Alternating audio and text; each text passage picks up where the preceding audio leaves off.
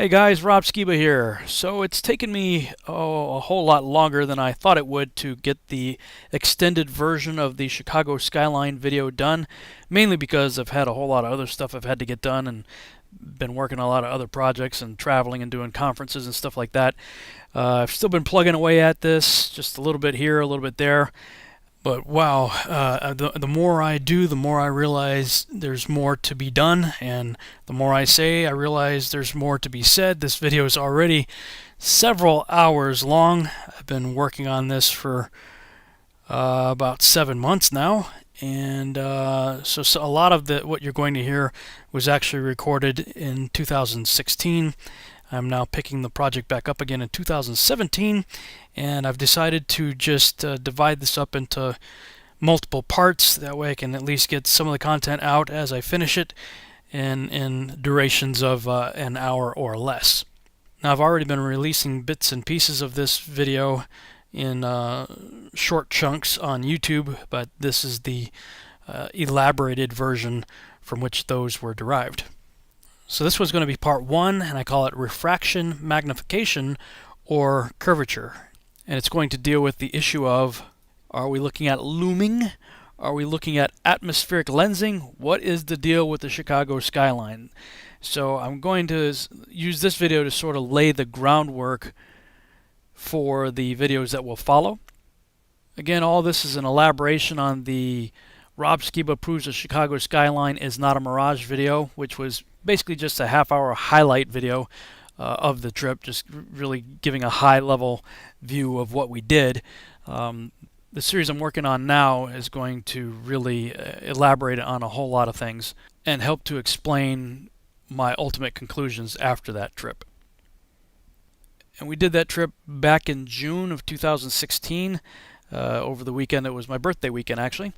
Went out with Rick Hummer to go on Lake Michigan and determine whether or not the Chicago skyline, as viewed from the other side of Lake Michigan, was in fact a mirage or not. And that, of course, came as a result of seeing this news report in April of 2015.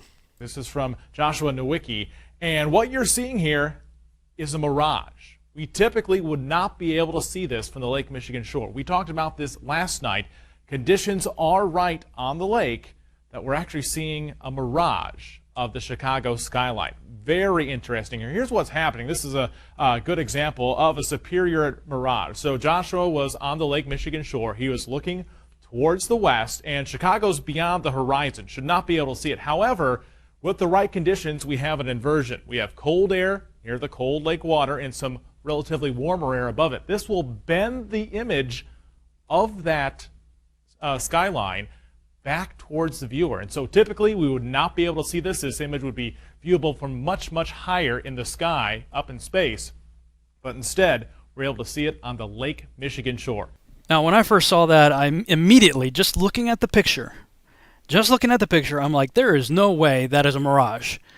And Rick was saying, definitely not, that he's lived in that area his whole life, and he actually got in trouble in school for saying that he could see Chicago from the other side of Lake Michigan, and because that goes against what we're told about the ball. You can't see over the curve, you know.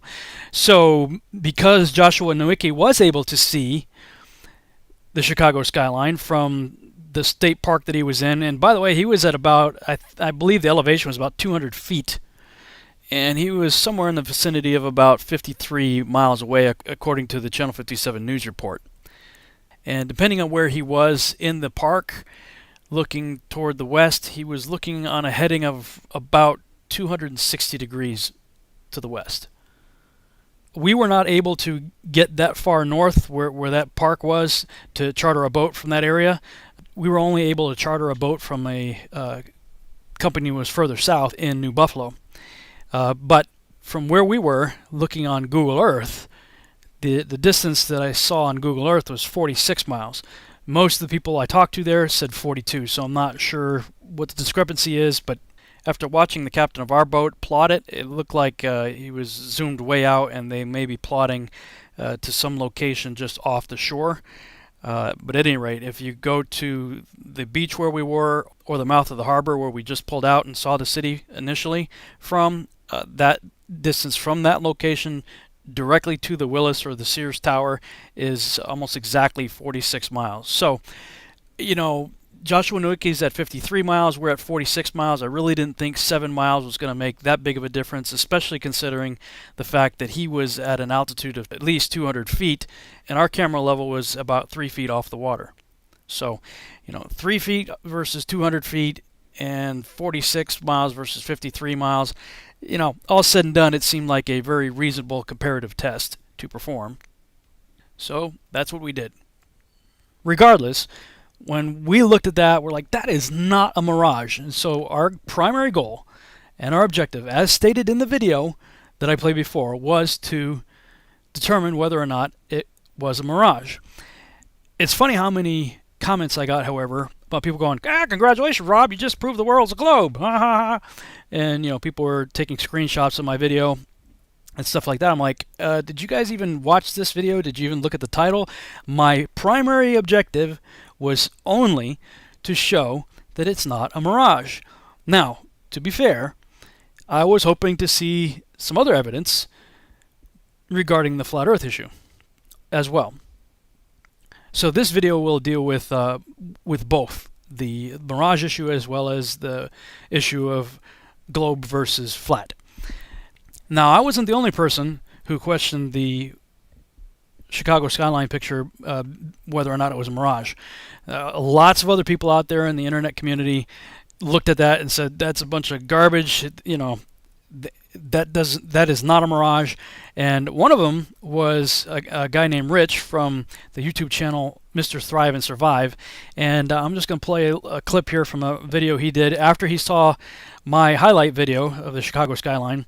He did a little bit of a commentary, and from his background, he gave his analysis as to why he didn't believe that it was a mirage, and how that it was actually that picture that got him interested in this whole flat Earth discussion to begin with.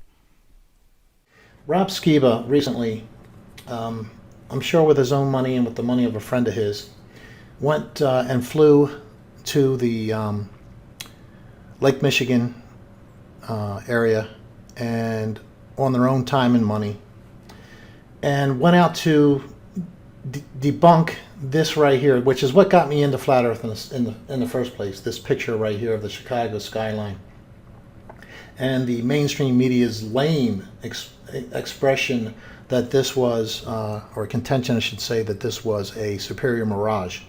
And most of you guys know my history as a weatherman and different things like that. I've taken thousands of at-sea observations and know what a superior mirage looks like, know what it does not look like. And there wasn't one aspect, not only visually, that was a superior mirage in that photograph, but the atmospheric conditions absolutely were not correct for a superior mirage, and also for the depth of the projection of that mirage. For it to be a mirage and be projected like that would be in the magnitude of a 5,000 foot deep, roughly.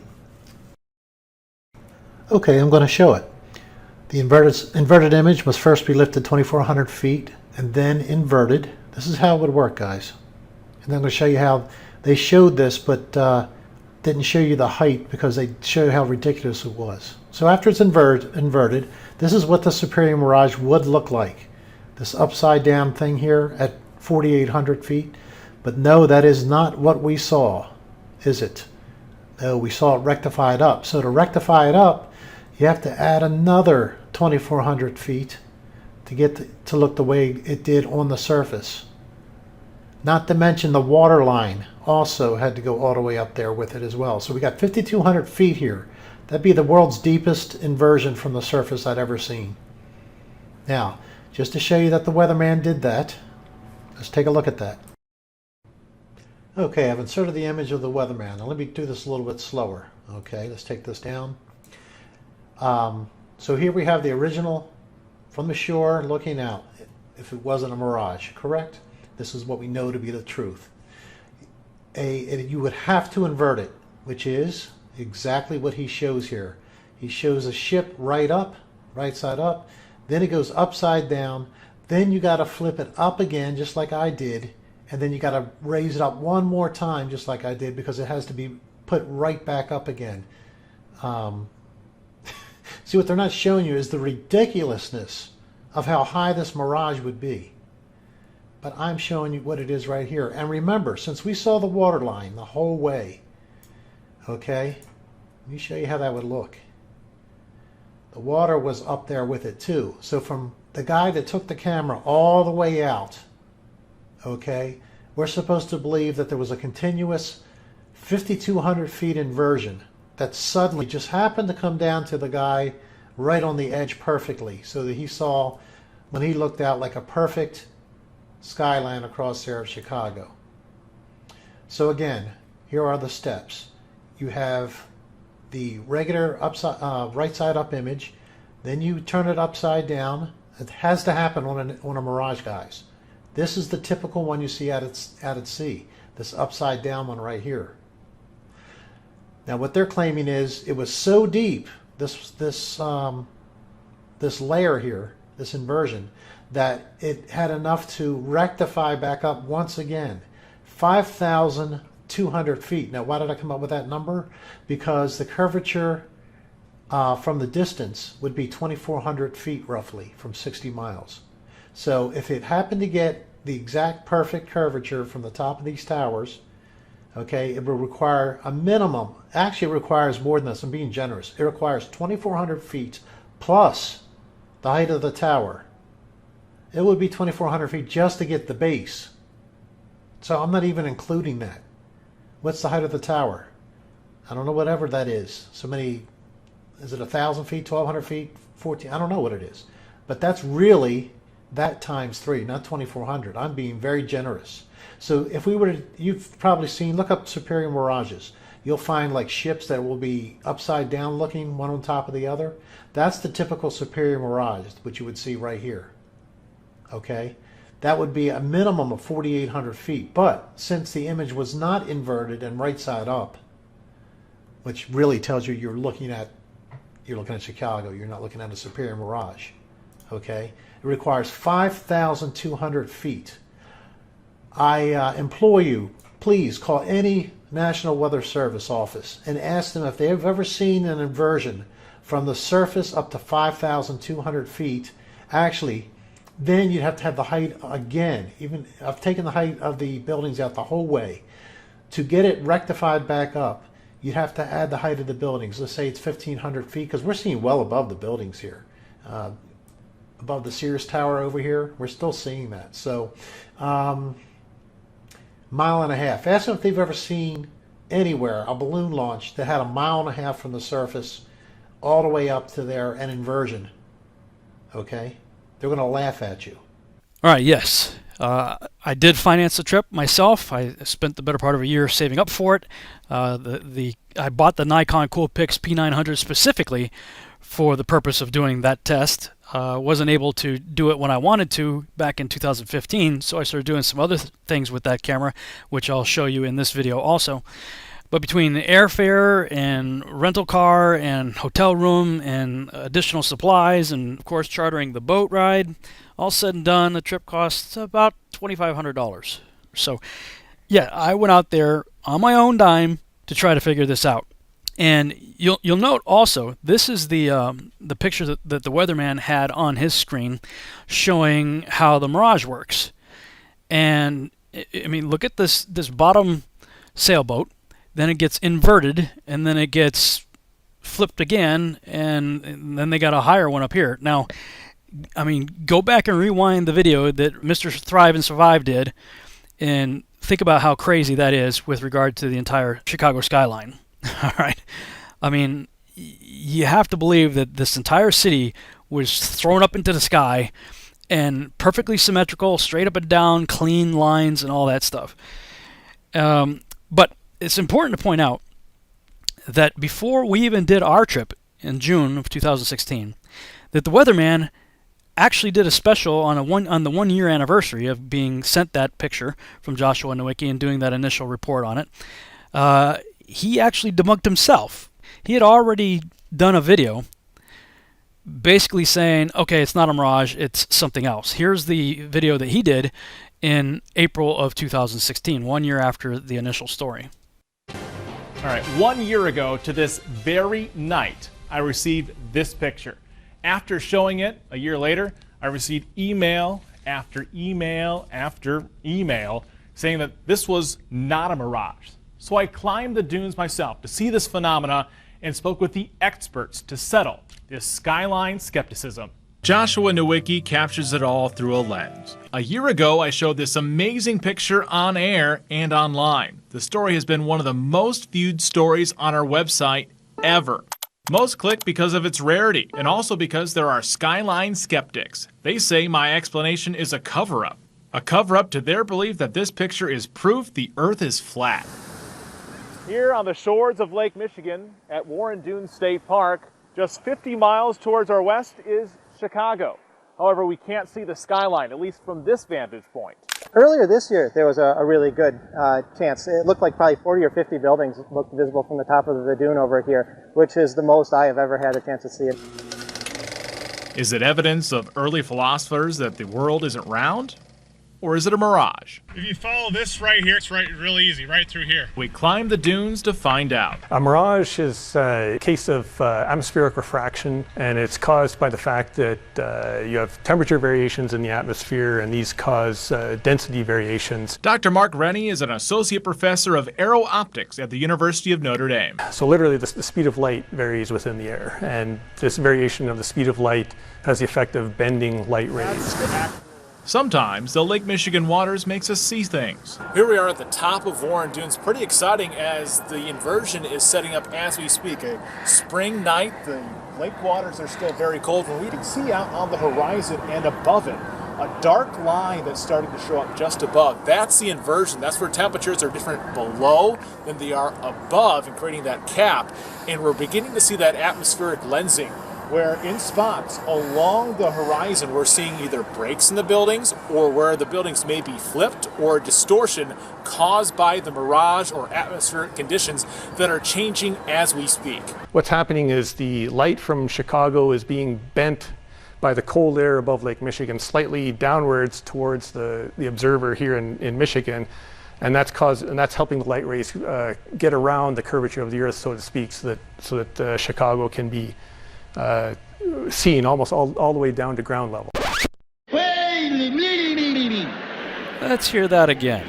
What's happening is the light from Chicago is being bent by the cold air above Lake Michigan slightly downwards towards the observer here in Michigan, and that's helping the light rays get around the curvature of the Earth, so to speak, so that Chicago can be seen almost all the way down to ground level. See, now there's buildings shown up straight ahead of us. But if it is a mirage, argues many of the biggest critics who've emailed me, the image should be upside down. The word mirage originates from the same root word as the word mirror.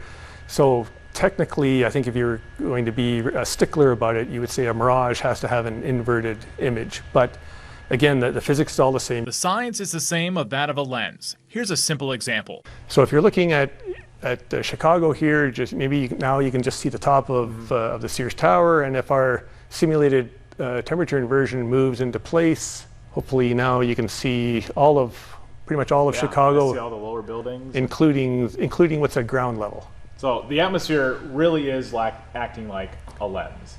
Yes. So this is, if anything, this is definitely a demonstration that refraction displaces the image, and basically where you think the image is not where it actually is. That now infamous picture from a year ago, that's looming, as are these photos that we snapped. This is a mirage. We caught this looking towards Michigan City. Notice the distortion or flip in the image in the time lapse. On a normal day, say in the summer, you can see Chicago, but only a dozen or so of the tallest buildings. Anything more than that, especially once you get over 10 or 12, something's happening, because that's not usually there. The views along the lake are always changing, along with the weather. It's always different. It's so unpredictable that I want to catch as many different views of it that I can. So technically speaking, this pic is looming. It's not a mirage, but that's all semantics. It's all atmospheric refraction. Now, we have a lot of web extras with this story. Log on to abc57.com after this newscast. You can see the time lapse, a short lecture by Dr. Rennie, and how you can calculate how far you can see to the horizon based on your location. Reporting live, I'm Chief Meteorologist Tom Coombs. And you can learn more about the story from the Channel 57 News website under the Skyline Skepticism, the Lake Michigan Mirage story. Now, let me just say, guys, stop writing to this poor weatherman and going off on him. I mean, look, the guy, I mean, I feel sorry for the guy. I have nothing against him. I just, I didn't believe what he was saying. He had no idea that his little news blurb before doing the weather report was going to stir up as much of a controversy as it did. Probably wasn't even aware that there even was a discussion online about flat Earth of all things. All right. Now, this is the part right here on the website. It talks about the Warren Dunes State Park is about 53 miles across the lake to Chicago. And someone that's 6 feet tall standing on the lake shore can only see about 3 miles to the horizon. If you climb to the top of Tower Hill, 250 feet, you can see almost 20 miles to the horizon. That's still not far enough to see Chicago, at least at ground level. The Willis Sears Tower is 1,450 feet to the top. Doing the same calculations, you could see it from up to 65 miles away on Tower Hill. That day on the shores of Lake Michigan at Warren Dunes State Park, just 50-some miles to the west, Chicago was hard to see on the slightly overcast day. So what's really bizarre about this story is you've got Joshua Nowicki, who's a semi-professional photographer, and this weatherman looking out there, and they are seeing distortions. I mean, no question. The weather causes atmospheric distortion, and it does cause mirages. But they seem to be of the opinion that the more buildings of the city that you can see clearly, the more we're dealing with atmospheric conditions. And yeah, look, I'm not a meteorologist. I didn't go to school for any of this stuff, but common sense says to me anyway that no, the default is probably to be able to see the city. But when we can't see the city, it's because of atmospheric conditions, atmospheric blocking, atmospheric, distortions causing mirages and things like that. So in other words, we should be able to see it.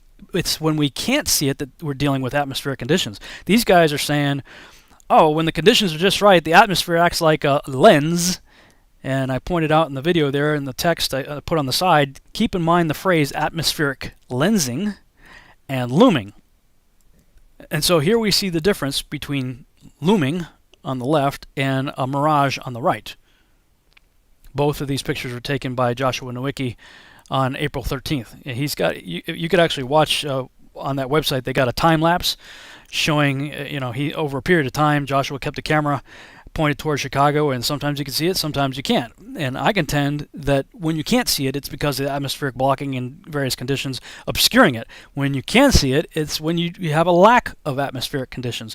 I don't believe we're dealing with some kind of magic where it's going, beaming the city over the curve so that we can see it perfectly. Now, looming is defined by the dictionary.com website as a mirage in which objects below the horizon seem to be raised above their true positions, and also to appear indistinctly coming into view in indistinct and enlarged form. Well, the indistinct part's tripping me up here because everything was very distinct. I mean, straight lines, perfect. And interestingly enough, speaking of the dictionary definition of looming, I showed dictionary.com earlier, but I also looked up the definition of looming on Wikipedia and found some interesting things here that may support what I just said. For instance, this last paragraph here says, there is a different type of mirage that is also described as looming, in which distant objects appear much nearer than they actually are. It is explained in the same way as the image of the ship, except that the image is not inverted. The density variations may also act as a magnifying glass. And if you click on the link above where it says, for the atmospheric refraction phenomena, see looming and similar refraction phenomena, you come to this page. And it says, while mirages are the best known atmospheric refraction phenomena, looming and similar refraction phenomena do not produce mirages. Mirages show an extra image or images of the miraged object, while looming, towering, stooping, and sinking do not. No inverted image is present in those phenomena either. Depending on atmospheric conditions, the objects can appear to be elevated or lowered, stretched or stooped. These phenomena can occur together, changing the appearance of different parts of the objects in different ways. Sometimes these phenomena can occur together with a true mirage. And it goes on to say, looming is the most noticeable and most often observed of these phenomena. It is an abnormally large refraction of the object that increases the apparent elevation of the distant objects and sometimes allows an observer to see objects that are located below the horizon under normal conditions. And they have this picture here, and if you click on that, it says the distant boats appear to be floating in the sky as a result of looming and other refraction phenomena. I'm going to have to disagree with that. I think all that's happening right here is you're actually seeing the ships where they are. Now, they may be enlarged a little bit due to refraction and magnification and whatnot, but they're not floating in the sky. I have seen with my own observations using the Nikon Coolpix P900 that there's what appears to be the hard line of the horizon on water, and then there's a miraged horizon beyond that you can actually watch boats go right out into. And you've seen that online before with the Red Boat, for instance, that video done by Lori Frary. And I also did a similar video where I went to Florida and I was visiting my family. We went out to the beach, and it was a fairly clear night, although it looks a little bit hazy in this video here. And I was watching ships go out to sea, and these ships right here that you see on the screen started out right beside me, and I watched them leave the dock and go all the way out to where you see them right here. And I just kept the camera on them and just followed them out there. You'll see the hard line right here of the water, and that's about 2 to 3 miles out, I'm guessing. But if you just keep watching, they'll go beyond that line. You'll see them going out beyond the hard line right there. And here's a shot where they've gone way beyond that line. They're out at between 4 and 5 miles right now. And looking at the curvature chart, at the water level, you should be missing 10 feet of the ship. And my camera was just about 2 to 3 feet at the most above water level, and I don't see anything missing there. So I believe all that's happening right there is just like when you look out at cars driving on the highway and it look like there's a big puddle up ahead, but it's not. It's just miraging on the ground, making it look like water. And so in this case, out to sea, it blends in with the sky, and it gives the appearance of losing the horizon, but you haven't. The ships will just keep going out on that water. It's not a mirage. It's not looming. It's not anything. It's just ships going straight out to sea on a flat, level surface. Now, I need to point out the fact that there is a lot of water in the atmosphere. And biblically speaking, it's also kind of interesting that the heavens, and we know that there are multiple heavens. Many say that the first heaven is where the birds fly, and the second heaven is space, and third heaven is where God is, and perhaps there's even more heavens within the heaven that God's in. But the word heaven in Hebrew is shamayim. And if you look that word up, like on Bible.cc, for instance, it's Strong's number 8064, shamayim, heaven. Scroll down, gives you a little bit more definition here from Strong's exhaustive concordance, air, astrologer, heavens. It's a dual of an unused singular, shama, from an unused root meaning to be lofty, the sky as aloft. The dual perhaps alluding to the visible arc in which the clouds move, as well as to the higher ether where the celestial bodies revolve. So it's lofty, it's up there. And so that would be the singular. But it's like a compound word, because within the word shamayim is the word mayim, and that's Strong's number 4325, and that's the word for water. And if you scroll down to the Strong's Exhaustive Concordance elaborated definition here, water, wasting, watering, course, dual of a primitive noun but used in a singular sense, water figuratively, juice by euphemism, urine, semen, piss, wasting, watering, coursing, flood, spring. And I believe it was a lecture that was done by Dr. Kent Hovind where I first heard this, but the word Shamayim could be understood to mean water in it. And there certainly is a lot of water in the heavens, or what we call the atmosphere. So I went to a few websites. I just did a Google how much water is in the atmosphere, and this is the USGS website, usgs.gov, Science for a Changing World. The USGS Water Science School talks about there is always water in the atmosphere. Clouds are, of course, the most visible manifestation of atmospheric water, but even clear air contains water in particles that are too small to be seen. One estimate of the volume of water in the atmosphere at any one time is about 3,100 cubic miles, or 12,900 cubic kilometers. And it goes on to say that if all the water that's in the atmosphere were to rain down at once, it would cover the globe to a depth of about 1 inch. And this is confirmed on a number of websites, but I'll just show you one more just for the sake of argument here. This is the Why Files, the science behind the news. They have an article, How Much Water is in the Atmosphere. It says, at any moment, the atmosphere contains an astounding 37.5 million billion gallons of water in the invisible vapor phase.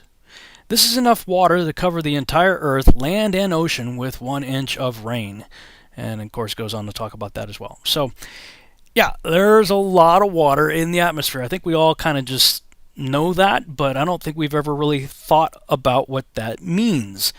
And so I'm thinking if the atmosphere, especially over water, is made up of zillions and zillions of tiny convex drops of water, then collectively perhaps they all combine to make one big convex lens, in which case it would act like a magnifying glass.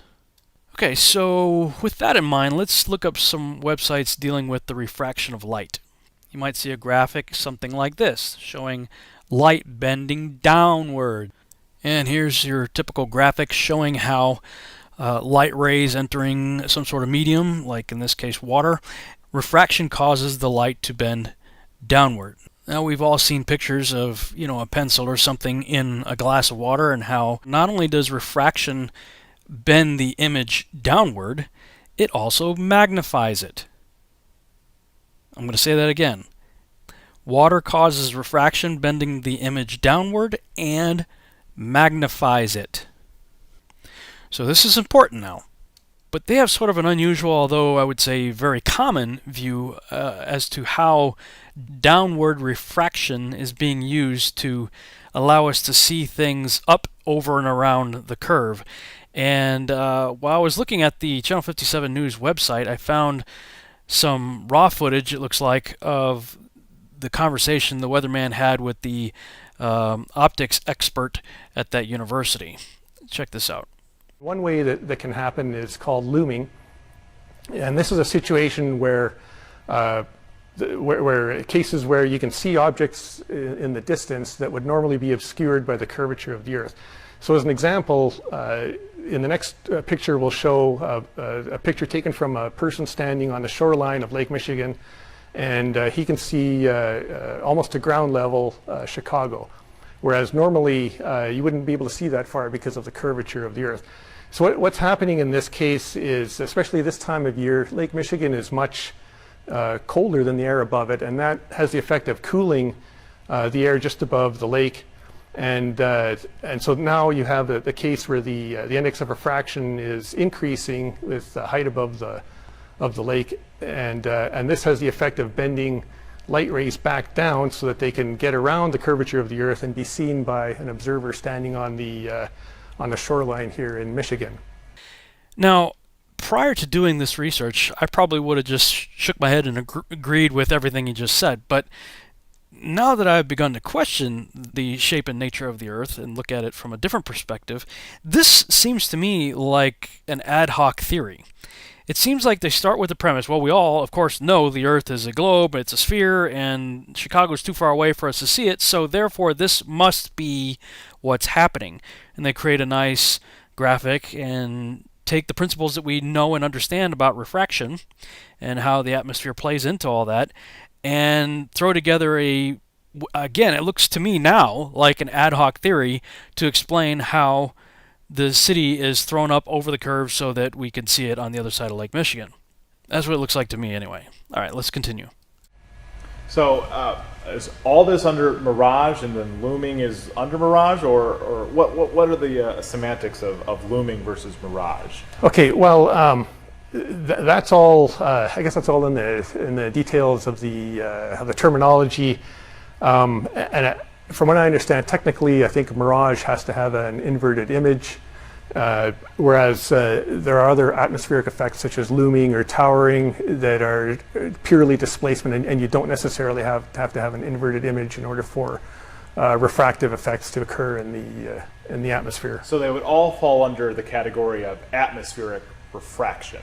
I guess that would be a good thing to say. Yes. Okay, so again, this is their graphic. According to them, we know the Earth's a ball, so therefore this is the way it's working. Chicago's over here on the left. We got the curve of the Earth here, and the light rays, which would normally be going straight across, have to be bent due to the atmospheric lensing, the density of the atmosphere and whatnot, causing the light to refract downward, basically just conveniently enough over the top of the bulge of the curve so that we can see it on the other side. Now, here's where I would differ with this whole idea. Again, just sort of flipping the board. Let's just say we don't start with any preconceived notions of the Earth as a globe. Let's entertain for a moment the completely absurd notion that water is flat and it always seeks its own level. And we're looking across a flat plane of water, 46 miles across. Check this image out right here. Now, I caught this image shortly after Rick and I returned from our trip across the lake. We grabbed a bite to eat, and then we went out to the beach, and it was still clear out, so we got the camera out and looked 46 miles across the lake to see this right here. This image is extraordinary. Okay, the boat right here, I'm going to guess, is less than a mile away. And I base that because these people walking in front of the camera here are walking across some rocks that sort of jut out and kind of fence in the harbor area. And they are only about a quarter of a mile away from where we were when I shot this. I shot this image from right about here. This is where we were looking across, and this is the area right here where those people were walking. And the boat, as you could tell by the size of the people on the boat, wasn't too much further beyond that. So maybe a half mile to a mile, or at the most, I would say, away from where we were. All right, now when I was headed back to Chicago to catch my flight, I snapped this picture of the Willis Tower. And this is, if you go on Google Earth, this is right about the area right here where I believe I was when I took that picture. Looking across, it's only about 0.6 of a mile. So I'm just a little over a half mile away, and look at the size of the tower as compared to the car that was diagonally in front of me. We were looking at the Willis Tower from this direction right here when we were on the other side of the lake. Now, okay, so let me slide the car over and shrink it down to the appropriate scale beside the boat. Do you see something rather interesting here? This building is significantly magnified. The image on the left shows the size and scale of the building next to a car at 0.6 of a mile away. The image on the right shows the same building and the same car with a boat at 46 miles away. The atmosphere really is acting like a lens. What type of lens? A convex lens or a magnifying glass. So I'm going to suggest this is what's happening. The atmosphere is acting like a lens, which magnifies a city, brings it up a little closer, and as it does so, we start to lose a little bit of the bottom of the buildings, and perhaps due to the density in the atmosphere, there's additional refraction that takes place that makes it drop down even more. Is that what happened? Let's look at it from another angle here, from the side view. I'll bring our graphic back in of refraction. Let's go ahead and orient the graphic so it better represents what we're looking at here. I'll angle the light rays to show the density of the air here causing the refraction, and bring our lens in so we can magnify the city. It brings the city up, and as it does so, we start to lose a little bit of the bottom of the city, and perhaps either due to the magnification or due to additional refraction, maybe it is dropped down a little bit more, and this is what we end up with. Huh. Just like we saw. Now this is a still frame from the half-hour video that I did, and the numbers you see there are all based on the numbers that Tony was giving me based on his device. His device said it was 37 nautical miles, which is 42.6 statute miles, but when you plot the same exact location that we were at, the exact distance you get on Google Earth is 46 miles. So you basically add about 4 miles to all the numbers that you saw in the half-hour video. But here's where it gets interesting, at least to me. Both of these pictures were taken with the same camera. Now, if you remember from the half-hour Chicago Skyline video, I was saying I can see Chicago. We're about 42 miles away. I can see it. The problem is trying to get the camera's having trouble focusing on it because it's moving up and down and it's so zoomed in. But I can totally see it. Rick was not zoomed all the way in. He was using my camera, the Nikon Coolpix P900, but he was only zoomed in about halfway when he grabbed the shot above. Now I know that when I got the image below, I was zoomed all the way in. And so some people may point to one of my videos where I was actually debunking myself. If you remember that NASA video showing the Earth and the Moon, and the moon was going in front of the Earth. So I did a little experiment where I used a baseball as a moon and a larger ball as the Earth. And I got at the end of a long hallway with my Canon 70D and zoom lens, zoomed all the way in on it, and this was the image that I captured doing this experiment. There's the NASA image on top, and there's my image. And so, you know, just by virtue of the lens, it does magnify the distant object to make it look proportionately large to the object that is closer to you. So is that what's happening here? Well, both of these images were shot from the harbor area here. The red line at the top is where we were in the boat. We're just about to depart when I asked Tony to stop, and I got the camera out to shoot Chicago. And the lower red line is where we were on the beach when I took the picture on the bottom there. So, and the distance between those two locations is less than a quarter of a mile. So it's negligible. We're still looking about 46 miles across either way. Now, here's the shot from the beach before I zoomed in. Now I'm zooming in, and I'm going to stop it right about here. That's about halfway on the zoom, and I believe that's where Rick had the camera set when he took the picture above, based on the size of the building right here.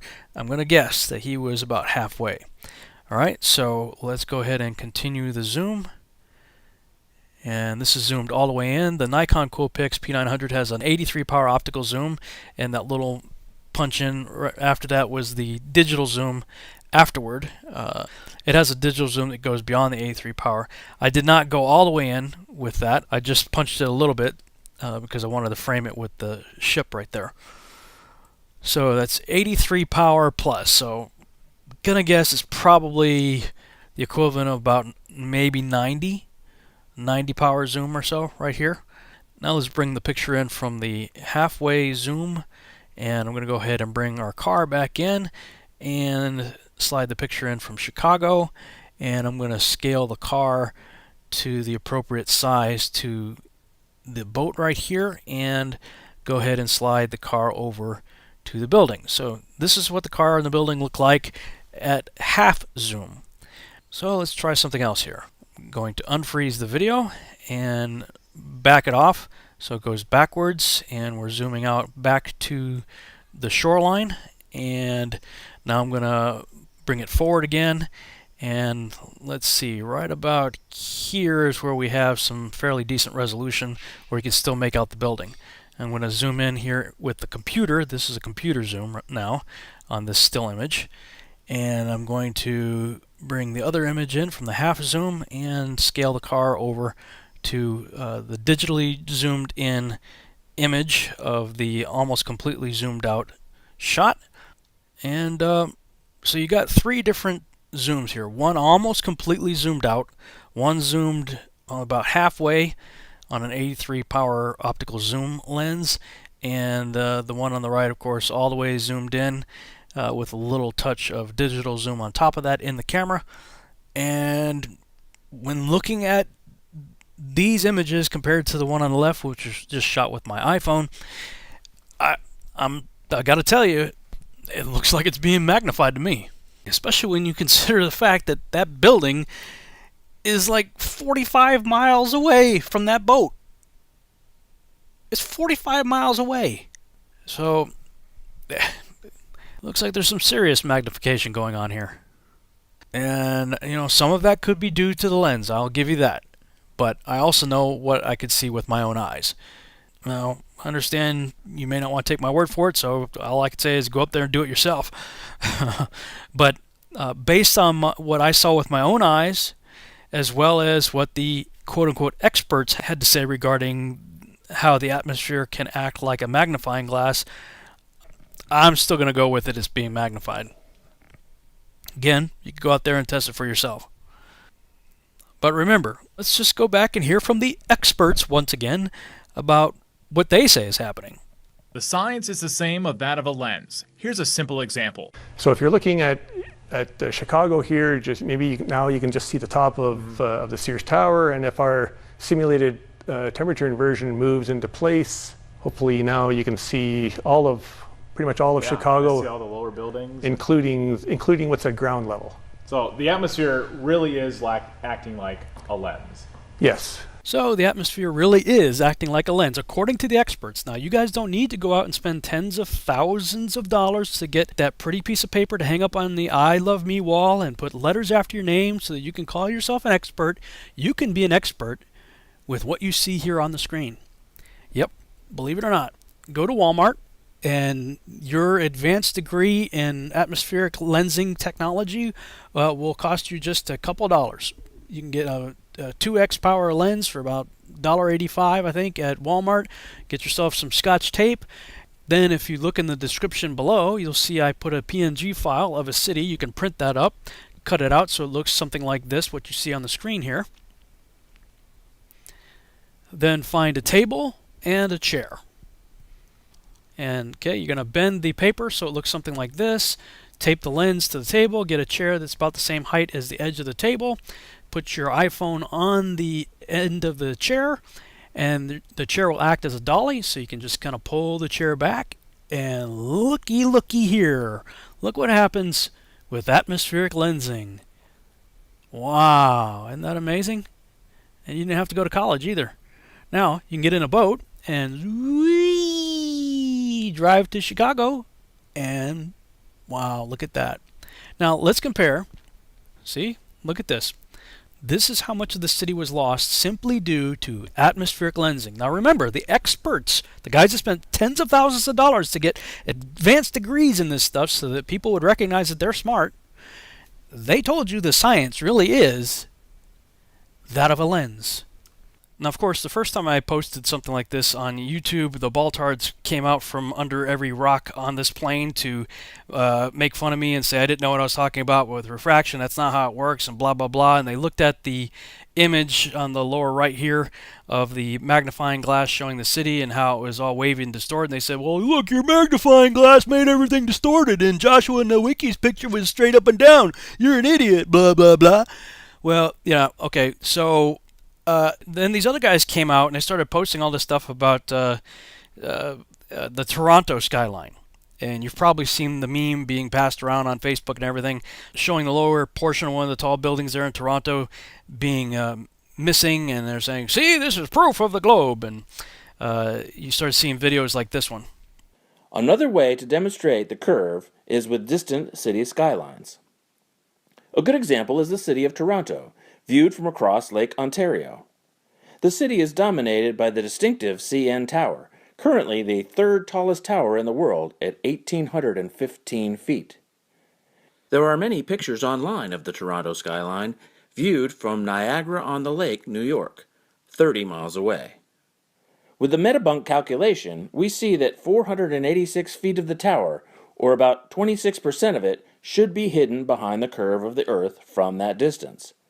And this is exactly what we see, as you can easily tell when compared to an image of the full tower at the same scale. One example they use is the Chicago Skyline seen from 60 miles away across Lake Michigan. At a viewing height of 6 feet, we calculate that 2,166 feet should be below the horizon at 60 miles. So they are right that the entire city of Chicago should be completely hidden. And it is hidden nearly all the time, but sometimes it can be seen from that far away, due to a type of atmospheric light refraction phenomenon called a superior mirage. A superior mirage is caused by colder air below warmer air, which bends the light around the curve of the Earth. This event sometimes makes the news for the very reason that it is a rare occurrence. Now, in most social settings, such a continuous condescending tone would likely get you punched in the face repeatedly, but beyond that, I have to remind you of the response that another former weatherman gave regarding the whole idea of this being a superior mirage. Let me play that for you again. See, what they're not showing you is the ridiculousness of how high this mirage would be. But I'm showing you what it is right here. And remember, since we saw the water line the whole way, okay, let me show you how that would look. The water was up there with it too. So from the guy that took the camera all the way out, okay, we're supposed to believe that there was a continuous 5,200 feet inversion that suddenly just happened to come down to the guy right on the edge perfectly, so that he saw, when he looked out, like a perfect skyline across there of Chicago. So again, here are the steps. You have the regular right side up image, then you turn it upside down. It has to happen on a mirage, guys. This is the typical one you see out at sea, this upside down one right here. Now what they're claiming is it was so deep, this layer here, this inversion, that it had enough to rectify back up once again, 5,200 feet. So if we were to, you've probably seen, look up superior mirages. You'll find like ships that will be upside down looking, one on top of the other. That's the typical superior mirage, which you would see right here. Okay? That would be a minimum of 4,800 feet. But since the image was not inverted and right side up, which really tells you you're looking at Chicago, you're not looking at a superior mirage. Okay? It requires 5,200 feet. I implore you, please call any National Weather Service office and ask them if they've ever seen an inversion from the surface up to 5,200 feet. Okay? They're going to laugh at you. Now let's go back to Captain Baldhard. You can tell that it's a mirage because there is lots of distortion. The Willis Tower on the left is clearly elongated. And also, there are videos of this same view that show the buildings dancing around, changing shape, and even disappearing. Even though this is a mirage, the bottom parts of the buildings are clearly still obscured from view, just as we expect. If the Earth was flat, you could see the buildings on any clear day, not just rarely when the conditions are right for refraction. Flat earthers use these rare events to try to prove the Earth is flat, but that makes no sense. It's called cherry picking, a favorite trick of all types of science deniers. You don't get to pick the anomalies that seem to agree with your views and ignore the common observations that don't, and still call yourself an honest investigator. That is intellectually dishonest. Now let's see who's going to pick and choose what common observations they're going to accept and or ignore. Here's an interesting video I saw online regarding a full day time lapse revealing superior mirages. Now, this is quite extraordinary, actually. This is from skunkbayweather.com, September 7th, 2012. Notice the buildings and the shoreline here over on the left. Keep your eye on that. Just watch that, and the mountain in the background. Everything's pretty cool. You can see pretty much everything there, but as the day progresses, and we are now at 9:30 a.m. and it's 59 degrees, 60 degrees, it's getting warmer, the temperature is changing, we start to see some miraging take place, right? It starts to distort things a little bit. Ooh, look at that. The water seems like it's getting higher, and we're losing buildings, and we're losing the beach. Here it is now, noon. 63 degrees and climbing. Uh-oh. There it goes. Oh, there it is again. Oh, it's all miraged. Huh. It's all distorted. Sometimes you see it, sometimes you don't. The default is to see it, though. That's the point. The default is minus distorting atmospheric conditions, you would be able to see everything clearly. But due to different temperature variations and density in the atmosphere and whatnot, sometimes you can see the whole shoreline and the buildings, sometimes you can't. But the magic trick is not in being able to see it. It's what is taking place that obscures your ability to do so. Look at this. And the mountains in the background shrink and expand and everything too. I would suggest that you hit pause on this video and rewind and watch that back and forth a few times. In fact, I'll put the link in the show notes below, because I sped this up. I made it only 2 minutes long instead of 4 minutes long. So you can watch the whole thing in a little bit slower motion there. But I mean, look at the comparison right here, just in these two images right here. The one on the right at 5:44 p.m., 63.5 degrees Fahrenheit. Can't really see anything on the left shoreline there. And on the left at 9:43 a.m., when it was 59.5 degrees Fahrenheit, we can see the shoreline, we can see buildings, trees, all kinds of stuff.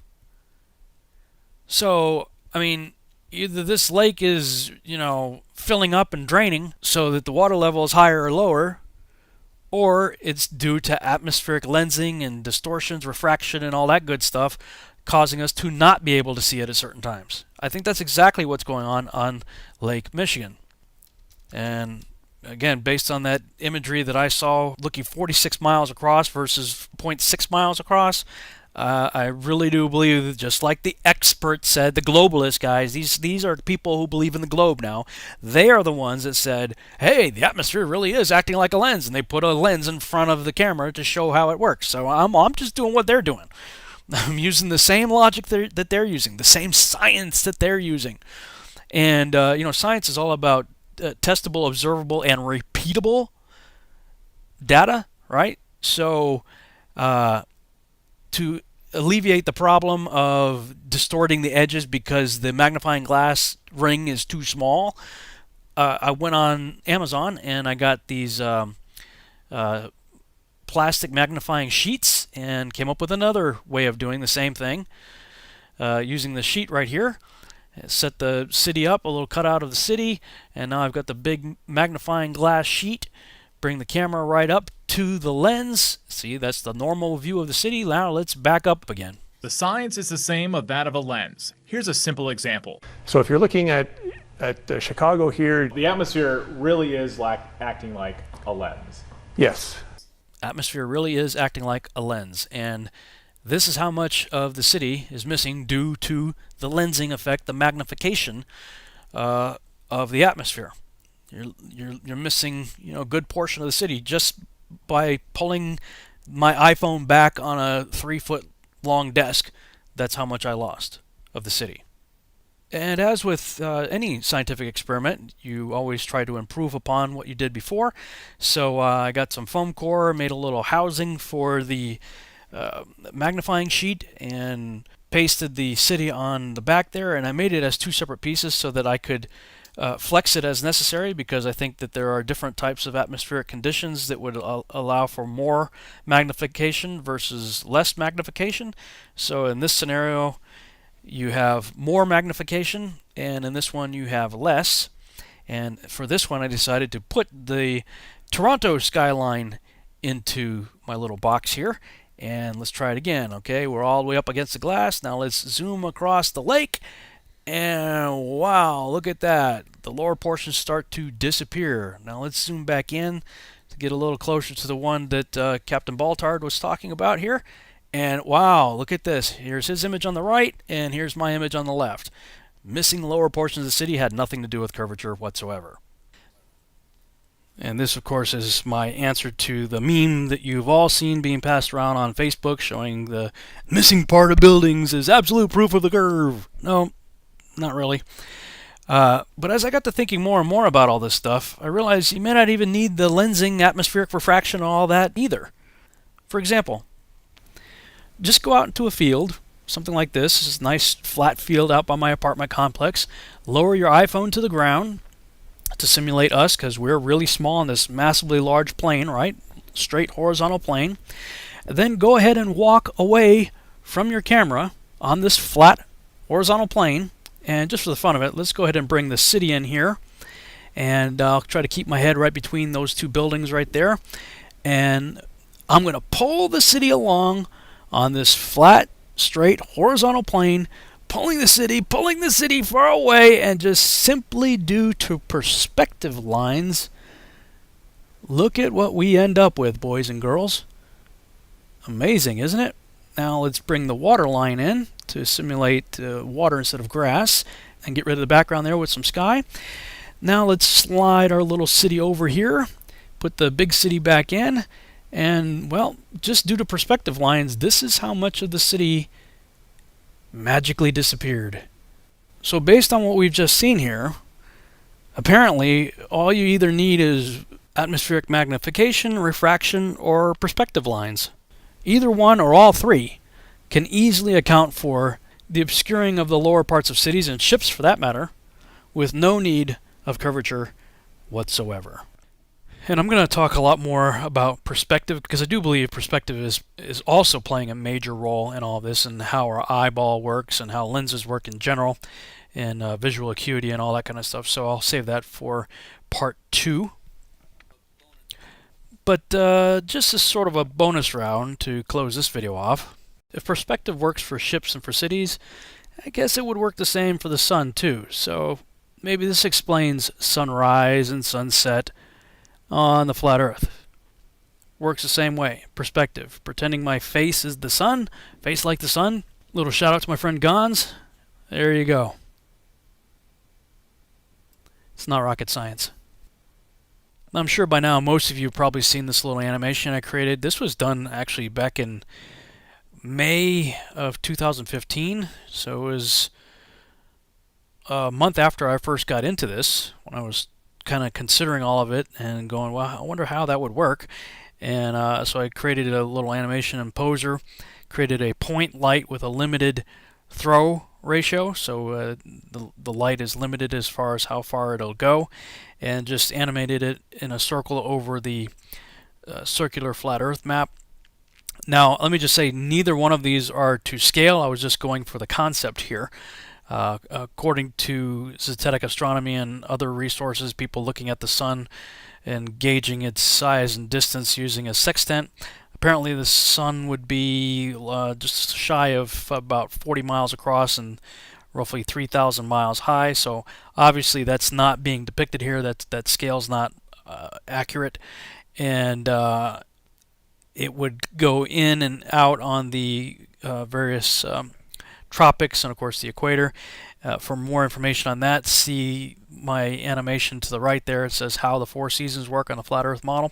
Check that one out, and also you might want to listen to the radio show that I did with Zen Garcia, who's done some amazing work in tying all this into the Book of Enoch and how Enoch describes the various motions of the heavenly luminaries. Lots of good stuff there. But of course, the critics look at this and they say stuff like, If the sun and moon were just circling over the flat Earth and getting too far away to see, then we would see them shrink and fade out of view as they set. But we don't. Flat Earthers will show you videos where the sun appears to grow or shrink, but this is an illusion due to thick clouds. You can always see that there are clouds near the horizon when they try to show this. Normally, this illusion does not happen. Oh, so he said that flat earthers are always hiding it behind clouds or whatever. Well, there's plenty of footage out there you can find where there's no clouds involved. This is from a really good video online you guys need to check out called Flat Earth Proof Sunset Off Pucket. I'm not sure if that's exactly how you pronounce it. Puket. Really interesting, showing sunset up. I believe this was actually somewhere off the equator. Again, you'd have to watch that video for yourself, but it clearly shows the sun changing in diameter as it goes away. So please take note not to ignore this evidence.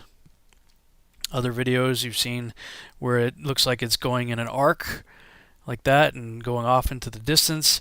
Other videos where people have taken and used filters and whatnot and analyzed the sun moving and then done measurement of pixels across the screen, showing that it does in fact look like it gets a little bit smaller in some cases. In some cases it gets a lot smaller. In this case from 302 pixels to 290.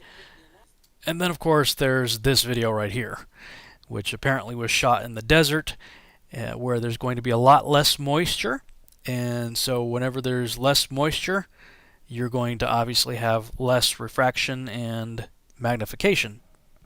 You don't get to pick the anomalies that seem to agree with your views and ignore the common observations that don't, and still call yourself an honest investigator. That is intellectually dishonest. So thinking about all this and thinking about what I had just shown you regarding atmospheric lensing, magnification, refraction, all that with regard to cities and objects at a distance on the land, I got to thinking, I wonder how this would work with the sun and moon. So this is what I came up with. I've got my magnifying sheet frame, and I created a little stand to paste the sun on it and keep it the same height over the flat surface of a table. So the sun is always going to be parallel with the surface.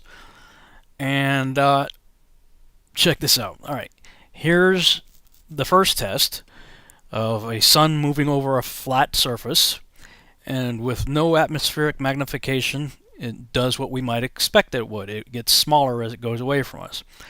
All right, now let's see what happens when we add in our atmospheric magnification. Again, water and refraction. Water causes magnification and refraction, right? So let's bring the sun back. Oh, check this out. Refraction bends the light downward. It made the sun set on a parallel surface. As it was moving parallel, the same height, the whole way over a flat surface, the refraction caused the sun to set. Not only that, well, let's bring in the beginning of that little test, and we see that it maintained pretty much the same size, too. Pretty close.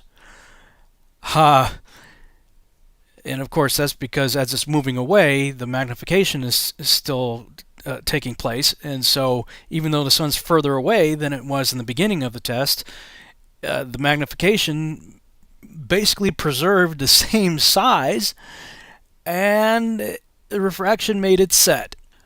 Of course, again, depending on how much moisture is in the air, we could see that the sun doesn't appear to change in size at all as it goes down.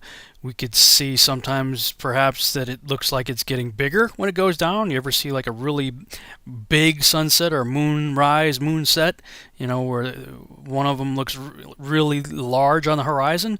Well, that could be because there's lots of moisture in the air causing that effect.